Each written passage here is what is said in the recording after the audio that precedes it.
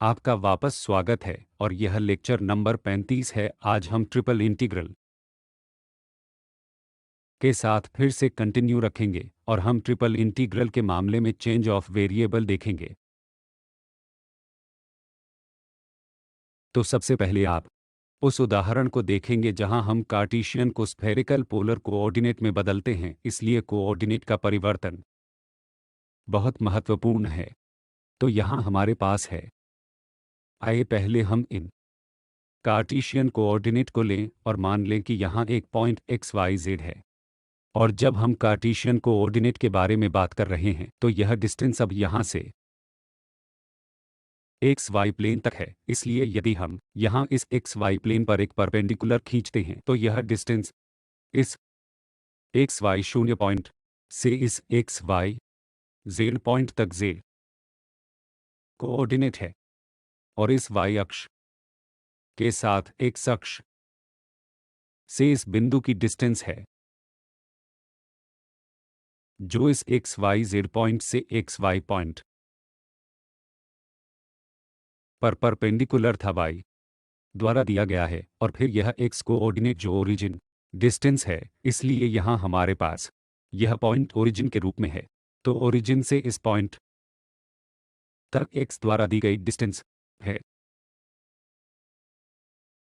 तो यह यहाँ एक्स है और फिर इस वाई दिशा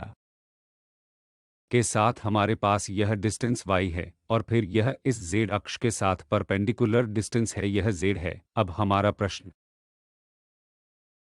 यह है कि जब हम स्फेरिकल पोलर कोऑर्डिनेट्स में बदलते हैं तो r थीटा और फाई क्या होगा। इसलिए एक स्फेरिकल पोलर कोऑर्डिनेट्स में कोऑर्डिनेट्स हम r थीटा और फाई द्वारा डिनोट करते हैं। इसलिए r ओरिजिन से इस पॉइंट तक की डिस्टेंस है, इसलिए अब स्फेरिकल पोलर कोऑर्डिनेट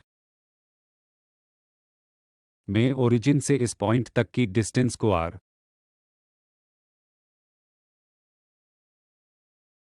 द्वारा दर्शाया जाएगा। और फिर ये दोनों कोण हैं, ये दोनों कोण थीटा और फाई हैं। तो यहाँ कोण थीटा इस पॉइंट का कोण होगा जो इस एक्स वाई जेड पॉइंट से एक्स वाई प्लेन पर परपेंडिकुलर था। यह एक्स अक्ष से कोण फाई है। तो यह यहाँ एक्स अक्ष से इस रेखा तक है जो एक्स वाई प्लेन में इस पॉइंट एक्स वाई शून्य तक है जो कोण फाई है। और अब यह थीटा कोण थीटा इस जेड अक्ष के साथ कोण है जो रेखा जो कि इस ओरिजिन को इस एक्स वाई जेड पॉइंट से स्पेस में जोड़ रही है, उस कोण को थीटा द्वारा फिर से इस पॉइंट को दर्शाने के लिए डिनोट किया गया है जो स्फेरिकल कोऑर्डिनेट में एक्स वाई जेड था और अब कार्टेशियन कोऑर्डिनेट में और अब स्फेरिकल कोऑर्डिनेट में इसे r थीटा और फाई द्वारा डिनोट किया जाता है। और अब r ओरिजिन पॉइंट से इस पॉइंट तक की डिस्टेंस है, थीटा जेड अक्ष से कोण है और अब यह फाई एक्स अक्ष से उस पॉइंट तक का कोण है जो इस दिए गए पॉइंट से एक्स वाई प्लेन पर परपेंडिकुलर था। इसलिए स्फेरिकल पोलर कोऑर्डिनेट के इस नोटेशन के साथ अब हम ट्रिपल इंटीग्रल में चेंज ऑफ वेरिएबल का परिचय देंगे। इस एक्स वाई जेड और इस r थीटा फाई के बीच का संबंध x द्वारा दिया गया है जो r sine theta cos phi के बराबर है और y r sine theta sine phi के बराबर है और z r कॉस थीटा के बराबर है। इसलिए वह स्फेरिकल पोलर कोऑर्डिनेट और कार्टेशियन कोऑर्डिनेट के बीच मानक संबंध है।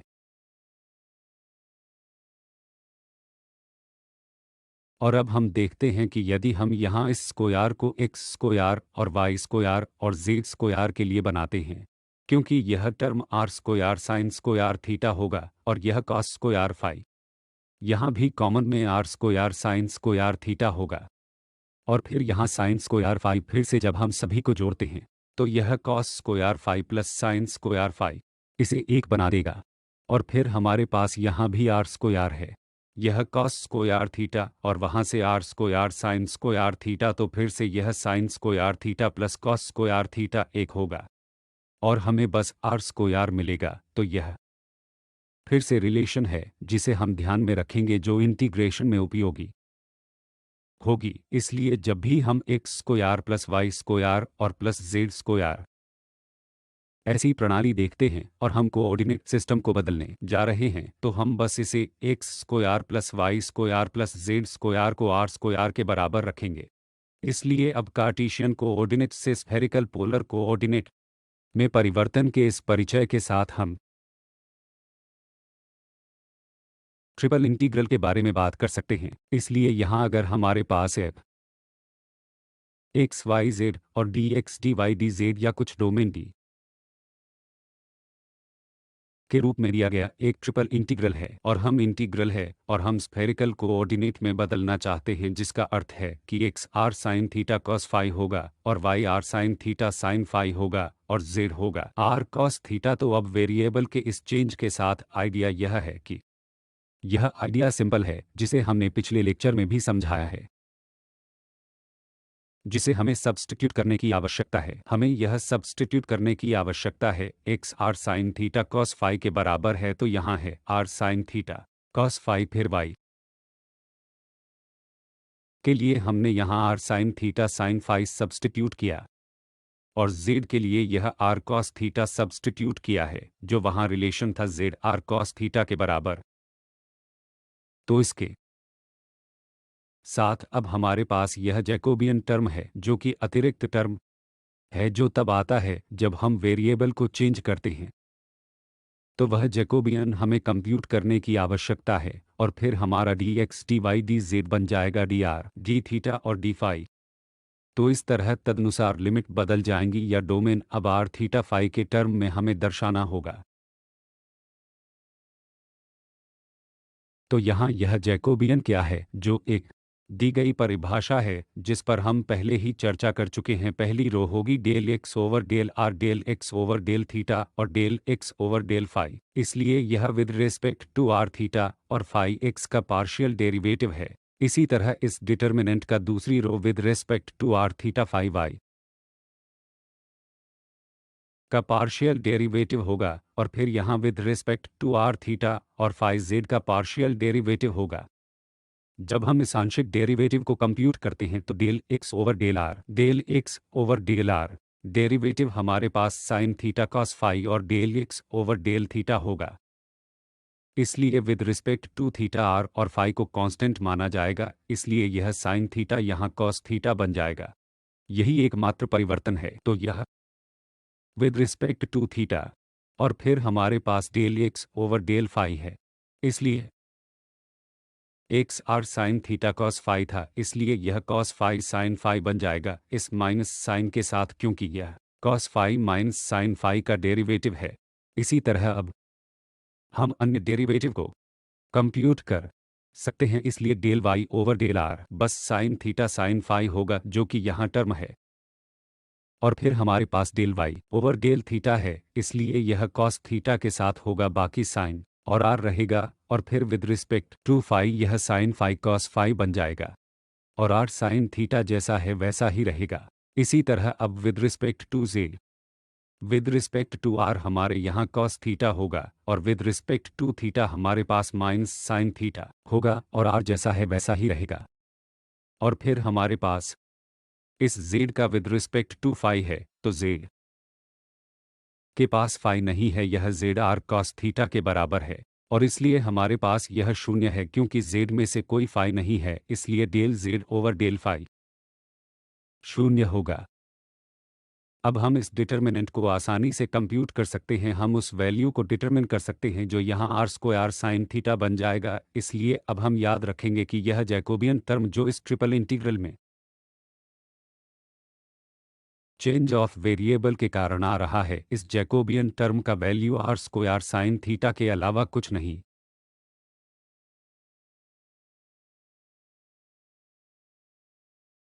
तो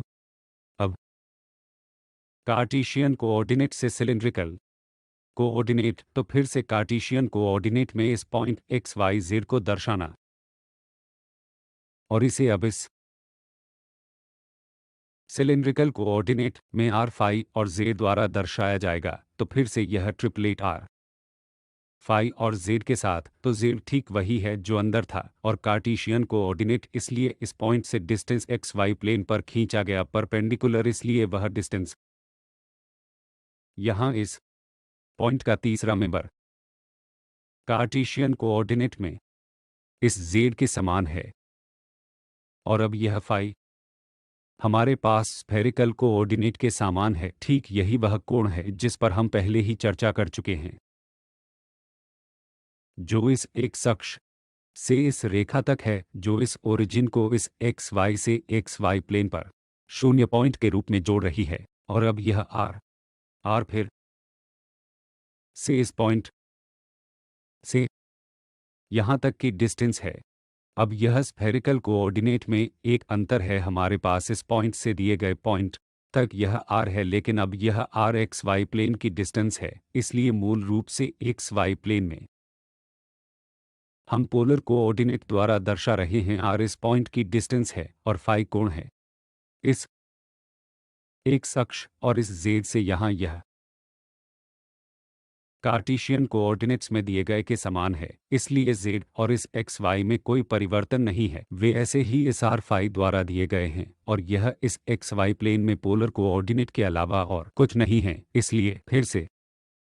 रिलेशन के रूप में, क्योंकि यह इस एक्स वाई प्लेन में पोलर कोऑर्डिनेट है, तो एक्स आर कॉस फाई और वाई आर साइन फाई है, इसलिए पोलर कोऑर्डिनेट में हम इस कोण को थीटा कहते थे, लेकिन अब यह अलग तरह से दर्शाया गया है जिसे हम फाई कह रहे हैं, इसलिए संबंध बना रहता है। ठीक वही अक्ष आर कॉस फाई के बराबर और वाई आर साइन फाई के बराबर होता है, और यह जेड कार्टेशियन कोऑर्डिनेट में जेड के समान होता है। इसलिए जब हम सिलिंड्रिकल कोऑर्डिनेट के बारे में बात करते हैं तो यह सरल संबंध होता है, और यहाँ यह संबंध फिर से पोलर कोऑर्डिनेट से आ रहा है कि यह x square plus Y square इस मामले में आर स्क्वायर होगा। इसलिए अब अगर हम ट्रिपल इंटीग्रल और चेंज ऑफ वेरिएबल के बारे में बात करते हैं, हमारे पास यह इंटीग्रल है जो इस कार्टेशियन कोऑर्डिनेट में लिखा गया है, और यदि आप यहाँ वेरिएबल्स का यह परिवर्तन करना चाहते हैं तो एक्स आर कॉस फाई के बराबर वाई आर साइन फाई के बराबर और जेड जेड के बराबर है, उस स्थिति में इस इंटीग्रल को एक्स के लिए डायरेक्ट सब्स्टिट्यूशन के रूप में लिखा जाएगा। यहाँ आर कॉस फाई वाई के लिए हमने आर साइन फाई और जेड द्वारा प्रतिस्थापित किया है, क्योंकि यह वही था इसलिए यह जेड रहता है, और फिर यह जैकोबियन शब्द फिर से आएगा, और d r d phi d z d x D Y D z के बजाय, क्योंकि सिलेंड्रिकल कोऑर्डिनेट्स के मामले में अब आर फाई और जेड हैं, इसलिए यह सिलेंड्रिकल है, स्फेरिकल नहीं, परंतु सिलेंड्रिकल कोऑर्डिनेट्स, इसलिए सिलेंड्रिकल कोऑर्डिनेट्स। तो इस मामले में अब हमारे पास यह जैकोबियन है जिसे हम इस डिटरमिनेंट द्वारा फिर से कंप्यूट कर सकते हैं। यह पहली रो विद रिस्पेक्ट टू आर और फिर फाई और फिर जेड एक्स का पार्शियल डेरिवेटिव होगा, लेकिन कोई जेड नहीं है, इसलिए स्वाभाविक रूप से यह शून्य हो जाएगा। यहाँ वाई में भी जेड नहीं है, यह शून्य हो जाएगा, और यह यहाँ एक है, इसलिए ये साधारण स्थिति हैं कि यह शून्य हो जाएगा, क्योंकि एक्स के पास जेड नहीं है, वाई के पास भी जेड नहीं है, यह भी शून्य हो जाएगा और यह एक हो जाएगा। और फिर हम कंप्यूट कर सकते हैं तो डेल आर और डेल एक्स तो डेल फाई, अत यह cos phi minus r sine phi 0 की तरह आ रहा है, और यहाँ एक और फिर y with respect to r sine phi होगा, और यहाँ साइन फाई इस डेरिवेटिव 0 के साथ कॉस फाई बन जाएगा, और इस जेड में केवल जेड है, इसलिए फाई में कोई आर नहीं है, इसलिए प्राकृतिक रूप से ये मेंबर्स यहाँ 0 होंगे। और एक बार जब हम इस डिटर्मिनेंट को कंप्यूट कर लेते हैं तो यह बस आर आएगा, इसलिए फिर से क्योंकि जेड में कोई परिवर्तन नहीं हुआ था, इसलिए सिमिलर यह वैसा ही है जैसा हम पोलर कोऑर्डिनेट में करते हैं, इसलिए हम कार्टेशियन से पोलर कोऑर्डिनेट में बदल रहे हैं, क्योंकि एक्स और वाई इस जेड में नहीं बदले हैं, जेड वैसे ही रहता है जैसे यह पोलर में है, इसमें सिलेंड्रिकल कोऑर्डिनेट्स होते हैं, इसलिए हमारे पास फिर से जैकोबियन होता है जो कि आर के रूप में पोलर कोऑर्डिनेट में भी था। इसलिए एकमात्र परिवर्तन जब हम इस ट्रिपल इंटीग्रल में यह परिवर्तन करते हैं तो यह एक्स आर कॉस फाई में और वाई आर साइन फाई द्वारा प्रतिस्थापित किया जाएगा और z जैसा है वैसा ही रहेगा और यह कारक यहाँ यह जैकोबियन होगा r dx dy dz dr d phi और dz बन जाएगा। तो आइए हम कुछ प्रॉब्लम्स को देखते हैं जहां हम सिलेंड्रिकल कोऑर्डिनेट्स में बदलने के आइडिया का उपयोग कर सकते हैं। इस प्रॉब्लम में नंबर 1 सिलेंड्रिकल कोऑर्डिनेट्स में बदलते हुए हम इस इंटीग्रल का मूल्यांकन करते हैं। इसलिए इंटीग्रैंड z और x square plus Y square D x D Y D Z है और यह domain D X square plus Y square कम और 1 के बराबर द्वारा दिया गया है। तो वह डिस्क सर्कुलर डिस्क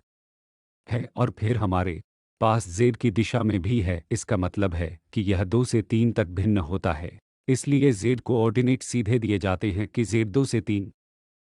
तक भिन्न होता है और फिर हमारे पास यह spherical disk X Y plane में X square plus Y square कम और 1 के बराबर है। इसलिए यह एक सिलेंडर है। त्रिज्या 1 के साथ यह सर्कुलर सिलेंडर है और यह z की दिशा में 2 से 3 तक भिन्न होता है।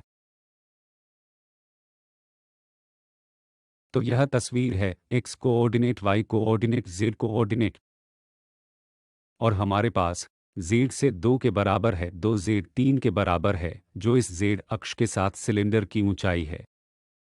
और वह सिलेंडर का अक्ष भी है और फिर हमारे पास यह सर्कुलर डिस्क है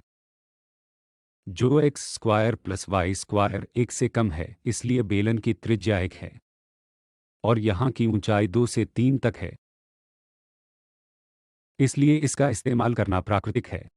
उदाहरण के लिए सिलेंड्रिकल कोऑर्डिनेट्स क्योंकि यह वास्तव में सिलेंडर दिया गया है और यदि हम ऐसी प्रॉब्लम्स में सिलेंड्रिकल कोऑर्डिनेट्स का उपयोग करते हैं तो यह अधिक सुविधाजनक होगा। इसलिए हमारे पास यह संबंध है कि x r cos थीटा के बराबर है और y r sin थीटा के बराबर है और z हमेशा की तरह z रहता है। हम यह भी जानते हैं कि इस मामले में यह x square plus Y square r square बन जाएगा और जैकोबियन टर्म भी इस ट्रिपल इंटीग्रल के चेंज ऑफ वेरिएबल के लिए आवश्यक होगा और वह सिलेंड्रिकल कोऑर्डिनेट में है जो कि r भी है जिसका मूल्यांकन हमने पिछली स्लाइड में किया है। तो अब यह इंटीग्रल दिया गया इंटीग्रल इस पोलर कोऑर्डिनेट में निरूपित किया जाएगा। तो यह r यहाँ जो कि जैकोबियन के लिए है हमारे पास यह टर्म जैकोबियन के कारण है और फिर यह डी आर डी फाई और डी थीटा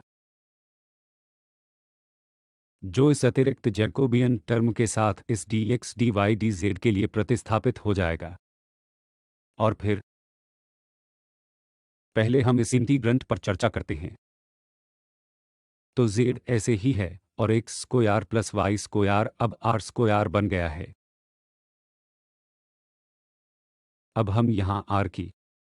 सीमा पर आते हैं। इसलिए यह बहुत स्पष्ट है कि या पहले हम z की निर्धारित करते हैं। इसलिए z की सीमाएं तुच्छ रूप से दी जाएं ताकि z 2 से 3 तक भिन्न हो। इसलिए z की सीमा 2 से 3। एक बार जब हम z की सीमा को कवर कर लेते हैं तो जो बचा है वह एक्स वाई प्लेन का प्रोजेक्शन है और वह कुछ भी नहीं लेकिन सर्कल है। तो यहाँ एक बार जब हमने z की इन सीमाओं को तय कर लिया है तो अब जो बचा है वह एक्स वाई प्लेन में एक सर्कल है जिसे हम पहले से ही पोलर कोऑर्डिनेट में जानते हैं। उस सर्कल की सीमाएं क्या होंगी जो r 0 से 1 तक जा रहा है क्योंकि यहाँ यह त्रिज्या है, यह एक सर्कल है। तो r 0 से 1 की ओर बढ़ रहा है और फिर थीटा पूरे सर्कल में 0 से 2 फाई की ओर बढ़ रहा है। तो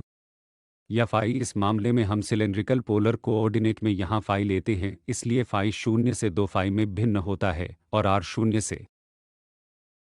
1 तक अग्रसर है। और फिर हमने इंटीग्रल को बदल दिया है, हमने जैकोबियन टर्म का ध्यान रखा है और अब हम इस इंटीग्रल का मूल्यांकन कर सकते हैं। इसलिए यह वह इंटीग्रल है जिसका हम मूल्यांकन करना चाहते हैं। इसलिए पहले हम इसके साथ जाएंगे विद रिस्पेक्ट टू r। यह इंटीग्रल का मूल्यांकन है। तो यहाँ हमारे पास r³ dr है जो इंटीग्रल है और आर शून्य से 1 की ओर अग्रसर है, इसलिए यह आर क्यूब जब हम इंटीग्रेट करते हैं तो यह आर 4 को 4 से विभाजित किया जाएगा, और जब हम सीमा लगाते हैं तो वे 0 और 1 होते हैं, इसलिए हमें 1/4 के सिवा कुछ नहीं मिलेगा और z जैसा है वैसा ही रहता है, और हमें विद रिस्पेक्ट टू फाई और विद रिस्पेक्ट टू z और अधिक इंटीग्रल करना होगा। तो विद रिस्पेक्ट टू फाई इंटीग्रंट में कोई फाई नहीं है, तो बस यह फाई होगा, और फिर हम लिमिट को 0 से 2 फाई तक रख देंगे तो ऊपरी लिमिट 2 पाई देगी, इसलिए विद रिस्पेक्ट टू फाई के इस इंटीग्रल के लिए हमें 2 पाई मिलेंगे, तो 2 पाई और यह 4 द्वारा, और हमारे पास जेड डी जेड होगा। फिर से यह Z D Z z square बटा 2 है, और फिर हमें इन ऊपरी लिमिट और निचली लिमिट को रखना होगा, तो यह z स्क्वायर बटा 2 z स्क्वायर बटा 2 और फिर 2 से 3 होगा, तो यह 1/2 है, और फिर हमारे पास यहाँ 9 है और यह -4 है, तो यहाँ 5 है, तो 5/2,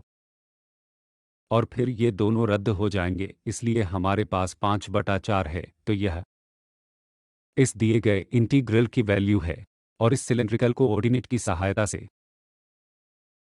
जो स्वाभाविक था क्योंकि डोमेन सिलेंडर था और इंटीग्रंट के पास यह x square plus Y square term था, और यह तुरंत यह आर स्क्वायर बन जाता है, और फिर सब कुछ एक बार जब हम पोलर कोऑर्डिनेट में बदलते हैं तो इंटीग्रेट करना बहुत आसान हो जाता है। तो हम यहाँ एक और प्रॉब्लम की जांच करते हैं जो स्फेरिकल कोऑर्डिनेट में बदल रही है, तो अब हम इस इंटीग्रल का मूल्यांकन करने के लिए स्फेरिकल कोऑर्डिनेट में बदलेंगे, इसलिए यहाँ हमें फिर से बहुत सावधान रहने की ज़रूरत है कि यहाँ क्या लिमिट्स हैं। यह एक्स स्क्वायर और वाई स्क्वायर से 1 तक की लिमिट्स हैं, और फिर हमारे पास 0 से square root 1 minus x square है, और हमारे पास x 0 से 1 तक है, इसलिए हमें इंटीग्रल की लिमिट्स को देखते हुए पहचान करनी होगी कि डोमेन क्या है, क्योंकि एक बार जब हम डोमेन को जान लेते हैं तो स्फेरिकल कोऑर्डिनेट में भी इसको प्रदर्शित करना आसान हो जाता है। तो इस z की लिमिट के मामले में जो कि आंतरिक है, इसलिए z x square plus Y square से 1 तक अग्रसर है, और यहाँ यह y के लिए है y 0 से square root minus 1 x square में अग्रसर है, और यह x 0 से अग्रसर है, तो ये लिमिट्स हैं। तो यहाँ z x square plus Y square के बराबर है, जो कि वह पहला आंतरिक है सबसे आंतरिक से, तो x square plus Y square या z square x square plus Y square के बराबर है। तो यह कुछ भी नहीं है लेकिन यह शंकु का इक्वेशन है हमारे पास है। तो इसका मतलब है कि हम इस शंकु से z की दिशा में जा रहे हैं जिसे स्क्वायर प्लस वाई स्क्वायर को z के बराबर के रूप में दर्शाया गया है, और वह यहाँ शंकु है, तो यह x है और यह तब y है, और यह यहाँ z है, तो z की दिशा में यहाँ शंकु है, यह इस इक्वेशन द्वारा दर्शाया गया है। z square root x square जोड़ वाई स्क्वायर के बराबर है, तो हम क्या समझते हैं यहाँ से कि z इस शंकु से 1 की ओर जा रहा है संख्या 1 को स्थिर करने के लिए, तो z और 0 z पर z की दिशा में 1 के बराबर है, तो यह एक प्लेन है। इस एक्स वाई प्लेन के पैरेलल z पर 1 के बराबर है, इसलिए यहाँ हमेशा z इस शंकु से इस z तक जाता है जो 1 के बराबर है, इसलिए यह z की दिशा है। और फिर अगर हम यहाँ करीब से देखें तो वाई स्क्वायर रूट के बराबर है, y square root x 1 minus x square है, यानी y square plus x square बराबर है, तो वह सर्कल है, और यहाँ x भी 0 से 1 की और अग्रसर है, तो y जो कि एक्स वाई प्लेन में इस शंकु का प्रोजेक्शन है, यह एक्स वाई प्लेन में प्रोजेक्शन होगा। तो यहाँ हमारे पास x और y है। यदि हम इस शंकु को प्रोजेक्ट करते हैं तो हम इस एक्स वाई की देखभाल करेंगे और इस एक्स वाई प्लेन में सर्कल की त्रिज्या हमेशा 1 होगी। तो यह दो सबसे बाहरी लिमिट्स अब बताती हैं कि y 0 से सर्कल की ओर बढ़ रहा है, y 0 से सर्कल की ओर और x 0 से 1 की ओर बढ़ रहा है, तो वह इस सर्कल का हिस्सा है तो यहाँ सर्कल का एक चौथाई हिस्सा पॉजिटिव कोऑर्डिनेट है और फिर हमारे पास इस z की दिशा में z तक शंकु से 1 के बराबर है, तो केवल सर्कल का यह भाग और यह अनुरूप शंकु इन लिमिट्स द्वारा निरूपित किया जाएगा। यह शंकु यहाँ z तक 1 के बराबर है और यह ओरिजिन पॉइंट से शुरू होता है। लेकिन जैसा कि हमने अभी चर्चा की है कि यह x 0 से 1 के बराबर है और y 0 से स्क्वायर रूट के बराबर है 1 माइनस एक्स स्क्वायर। ऐसा है कि हम इस एक्स वाई प्लेन के पहले कोऑर्डिनेट में हैं, तो स्वाभाविक रूप से यह शंकु है जिसे यहाँ दर्शाया गया है। और अब हमें स्फेरिकल कोऑर्डिनेट में कन्वर्ट की जरूरत है, इसलिए स्फेरिकल कोऑर्डिनेट के लिए हमारे पास संबंध x r sine theta cos phi के बराबर है और y r sine theta phi के बराबर है और z r कॉस थीटा के बराबर है। तो इस संबंध के साथ हम आसानी से जैकोबियन कंप्यूट कर सकते हैं, जिसकी हम पहले ही चर्चा कर चुके हैं, जो कि आर स्क्वायर साइन थीटा है। और यहाँ भी यह संबंध है x square plus Y square plus z square r square के बराबर है। और अब हमें कंप्यूट करने की आवश्यकता है क्योंकि हमें यहाँ इस कोण की जरूरत है जो इस स्फेरिकल कोऑर्डिनेट में आवश्यक है, जिसे इस थीटा द्वारा दर्शाया गया है। इसलिए थीटा लिमिट्स सिर्फ यह नहीं है कि z 1 के बराबर है,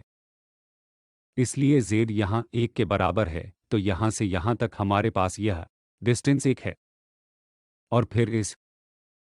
सर्कुलर भाग की भी त्रिज्या 1 होती है, जिसकी त्रिज्या भी 1 है, क्योंकि हमने यहाँ देखा है कि z square x square plus Y square के बराबर है। इसलिए जब z 1 है तो यह मूल रूप से इस सर्कुलर डिस्क के साथ समाप्त होता है, क्योंकि x square plus Y square a के बराबर होता है। इसलिए यह डिस्टेंस 1 है। यह इस थीटा के लिए हमारे पास अधिकतम कोण है। तो थीटा कोण इस दिए गए शंकु को पूरा कवर करने के लिए 0 से पाई बटा 4 हो जाएगा। यही थीटा की लिमिट होगी। और इस फाई और आर के लिए एक्स वाई अक्ष के लिए हम पहले ही देख चुके हैं कि यह भाग है। हम इसे कवर करने जा रहे हैं, इसलिए r 0 से 1 पर जाएगा, जो कि r 0 से 1 तक होगा। और फाई के लिए अब फाई के लिए इस भाग को कवर करने के लिए 0 पाई बटा 2 होगा। इसलिए एक बार जब हमने इस एक दिशा को कवर कर लिया, जैसा कि पहले चर्चा की गई थी, इसका मतलब है कि z की दिशा में, हाँ, हमने यहाँ z के लिए चर्चा नहीं की है, इसलिए z की लिमिट्स शंकु से होंगी और इसके लिए z a के बराबर है। तो इस 0 से हम इस पर जा रहे हैं। हाँ, हम स्फेरिकल कोऑर्डिनेट के बारे में बात कर रहे हैं, इसलिए हमें r की आवश्यकता है। इसलिए r यहाँ से पॉइंट्स तक की डिस्टेंस होगी, स्फेरिकल डिस्क पर अधिकतम डिस्टेंस होगी। इसलिए z a के बराबर है, ताकि वृत्ताकार डिस्क और कुछ नहीं बल्कि z वहाँ a के बराबर है। इसलिए हम r के लिए 0 से आगे बढ़ रहे हैं। हम 0 से इस डिस्क पर जा रहे हैं, यहाँ 0 से उस डिस्क पर, 0 से इस डिस्क पर यहाँ। तो z 1 के बराबर है, जो अभी के लिए r की लिमिट के लिए सुझाव है, क्योंकि z पहले से दिए गए r cos थीटा के बराबर है। तो यह r cos थीटा 1 के बराबर है, r cos थीटा 1 के बराबर है और देगा, क्योंकि यह इस कोण थीटा पर निर्भर करता है, r इस कोण थीटा पर निर्भर करता है। यहाँ उदाहरण के लिए जब थीटा 2 बटा पाई है, यह r कुछ और नहीं बल्कि 1 है, लेकिन यहाँ यह अलग है और थीटा के साथ भिन्न है, इसलिए r 1 ओवर कॉस थीटा द्वारा दिया जाएगा। और यह थीटा हमने पहले ही 0 से पाई बटा 4 पर चर्चा की है। और फाई के लिए हमारे पास यह कॉस जो कि 0 से पाई बटा 2 तक जाएगा, तो यह r फाई और थीटा के लिए था, जिसकी हमने सभी के लिए चर्चा की है। इसलिए अब हम वेरिएबल्स को चेंज सकते हैं, इसलिए यह वहाँ इंटीग्रल था और वह r के लिए इतना कन्वर्ट हो जाएगा कि स्फेरिकल पोलर कोऑर्डिनेट में यहाँ से उस पॉइंट तक की डिस्टेंस सिलेंड्रिकल में नहीं है। सिलेंड्रिकल हमारे पास केवल एक्स वाई प्लेन में है। हमें थीटा और फाई और r की तलाश करनी है। तो अब हम स्फेरिकल कोऑर्डिनेट में हैं, ताकि r इस पॉइंट से इस तक की डिस्टेंस है। जहां हम इस डोमेन से बाहर निकलते हैं तो यह वास्तव में जेड आर के बराबर है, जहां आर 1 ओवर कॉस थीटा द्वारा दिया जाता है। इसलिए यह आर 0 से 1 ओवर कॉस थीटा तक है, क्योंकि थीटा यहाँ था और थीटा की लिमिट्स के लिए हम पहले ही चर्चा कर चुके हैं कि 0 से पाई बटा 4 है, और फाई के लिए हम 0 से पाई बटा 2 की ओर बढ़ रहे हैं, और यह इस आर के ऊपर एक है, क्योंकि x square plus Y square plus z square r square है, ताकि वह 1 बटा आर हो, और यह आर स्क्वायर साइन थीटा जो कि जैकोबियन टर्म है, आर स्क्वायर साइन थीटा जो कि जैकोबियन टर्म है, और फिर हमारे पास यह d r d theta d phi है। इसलिए अब हम पहले विद रिस्पेक्ट टू आर में इसे आसानी से इंटीग्रेट कर सकते हैं, क्योंकि यह आर ये आर है, इसलिए हमारे पास आर स्क्वायर बटा 2 होगा, जिसे जेड स्क्वायर थीटा बटा 2 करेंगे, और फिर हमारे पास साइन थीटा होगा, तो यह साइन थीटा के अलावा और कुछ नहीं है, और यह एक सेक थीटा हमारे एक कॉस थीटा में जाएगा, इसलिए टैन थीटा सेक थीटा, तो सेक थीटा टैन थीटा के साथ फिर से हम विद रिस्पेक्ट टू थीटा में इंटीग्रेट करना चाहते हैं, तो इस सेक थीटा टैन थीटा का इंटीग्रल फिर से होगा सेक थीटा, और यहाँ की सीमाएं 0 से पाई बटा 4, और यह कारक आधा वहीं बैठा है पहले से ही। हम इन सीमाओं को सब्स्टिट्यूट कर सकते हैं, तो यह सेक पाई बटा 4 स्क्वायर रूट 2 और फिर -1 होगा, और फाई के लिए हम इस पाई बटा 2 से प्राप्त करेंगे, तो यह 1 बटा 2 करके यह 4 बना देगा, ताकि दिए गए इंटीग्रल स्क्वायर रूट की वैल्यू 2 - 1 पाई बटा 4 हो। अंतिम उदाहरण जहां हम इस इंटीग्रल का मूल्यांकन करने के लिए फिर से स्फेरिकल कोऑर्डिनेट में बदलेंगे, और फिर से स्फेरिकल कोऑर्डिनेट में बदलने में हमें उस जियोमेट्री की तलाश करनी होगी जो हमारे पास इस इंटीग्रल लिमिट्स में है, इसलिए आंतरिक एक z 0 से स्क्वायर रूट में अग्रसर है, एक -x स्क्वायर -y स्क्वायर यानी z square plus x square plus y square a के बराबर होता है, इसलिए हम 0 से z की दिशा में जा रहे हैं, जो कि त्रिज्या 1 का स्फीयर है, कि इक्वेशन z होता है स्क्वायर रूट एक -x स्क्वायर -y स्क्वायर के बराबर है, जो कि स्फीयर है, इसलिए हम 0 से z की दिशा में उस गोले की ओर स्फीयर रहे हैं, तो हमें अभी करना है थोड़ा और ध्यान से देखें, और फिर इस y और इस x की दिशा में यह और कुछ नहीं बल्कि केवल सर्कल है, जब यह स्फीयर इस xy प्लेन पर प्रोजेक्ट होता है, और तब हमारे पास 0 से 1 तक y में 0 से 1 तक square root 1 minus x square होता है, तो यह ठीक एक्स वाई प्लेन में है। हमारे पास क्या है? यह वाई और एक्स के लिए है जो सर्कल है, इस लिमिट्स का सर्कुलर भाग है, और फिर यहाँ इस जेड की दिशा में है, हम 0 से स्फीयर की ओर 0 से स्फीयर की ओर बढ़ रहे हैं। इसलिए अब फिर से एक स्फेरिकल कोऑर्डिनेट कंसिडर करना स्वाभाविक है, जो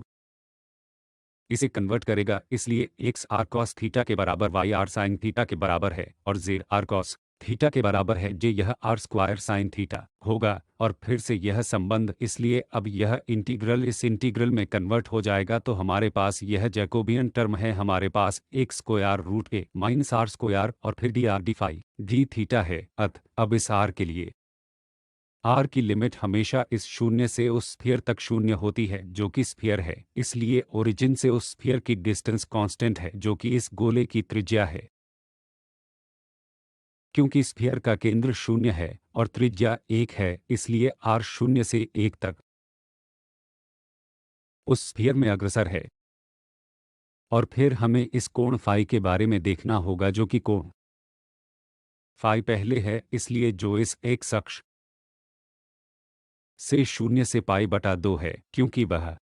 0 से इसका square root 1 minus x square था, तो वह एक्स वाई प्लेन में है, और फिर हमारे पास थीटा की लिमिट्स हैं। तो फिर से इस स्फीयर को पॉजिटिव में कवर करने के लिए इस ऑक्टेंट में हमें 0 से पाई बटा 2 से जाना होगा, तो इस लिमिट के साथ हमने पूरे दिए गए स्फेरिकल भाग को कवर कर लिया है, और अब हम आसानी से इंटीग्रेट कर सकते हैं, क्योंकि विद रिस्पेक्ट टू आर हमारे पास यहाँ over r square over minus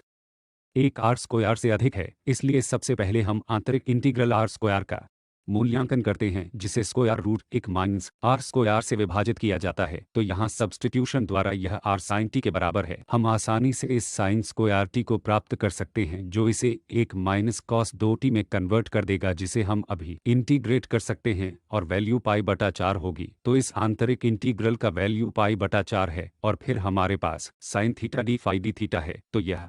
फिर से यह डी फाई हमें केवल पाई बटा 2 देगा और फिर बाहरी एक साइन थीटा कॉस थीटा के साथ माइनस साइन और 0 से पाई बटा 2 होगा, इसलिए हमें इस इंटीग्रल की वैल्यू 8 गुणा पाई स्क्वायर प्राप्त होगी।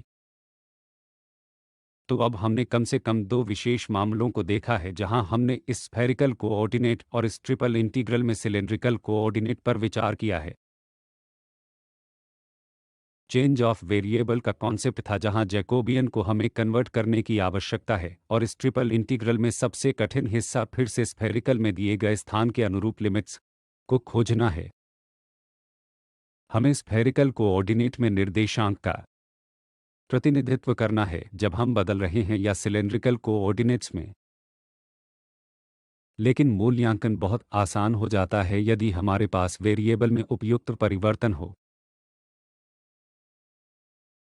तो ये वे संदर्भ हैं जिनका हमने उपयोग किया है और ध्यान से सुनने के लिए बहुत बहुत धन्यवाद।